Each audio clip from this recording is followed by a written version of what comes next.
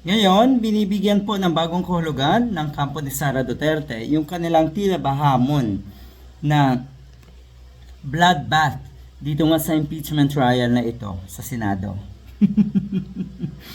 Iba na daw ang meaning na itong mga gunggong na ito, binigyan ng bagong meaning itong bloodbath. At tila ba ang gusto nilang isipin ng mga kababayan natin ay ang biktima dito ay si Sara Duterte. Hindi po. Ang salarin dito sa usaping ito ay si Sara Duterte. Ang pinakamalaking salarin, ang pangunahing salarin ay si Sara Duterte. Salarin kung bakit nagkakagulo or ganito ang sitwasyon ng ating bansang sa pampulitikang usapin. Salarin dahil sa napakaraming inagrabyado na itong si Sara Duterte. Salarin dahil sa napakalaking kinulimbat na itong gunggong. Pwede ba sa babae ang gunggong? Gunggong na ito? Oh. Tapos ano ngayon? Nasaan na nga ba yung tapang? Siguro nakikita ng kampo rin itong ni Sara Duterte mismo yung takbo ng impeachment trial. Siguro iniisip niya, pwede siyang ma-acquit.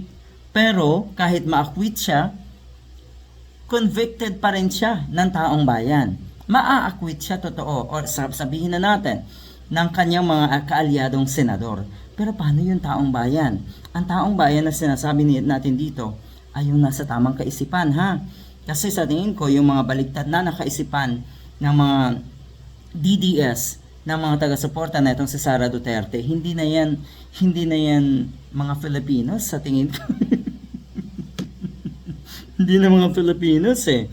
O, ang sinasabi, ang ibig daw sabihin ng bloodbath na itong si Sara Duterte ay dahil yung sariling dugo niya daw ang tatagas.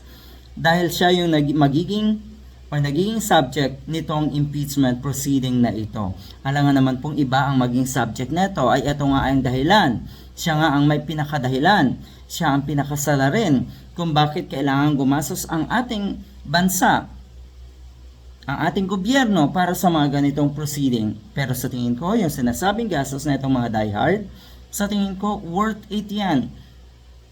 Lalo na pag etong si Sara Duterte ay tuluyan ng ma-impeach at mapatawan nga ng perpetual disqualification, sana lang, wala nang matulad sa kanya.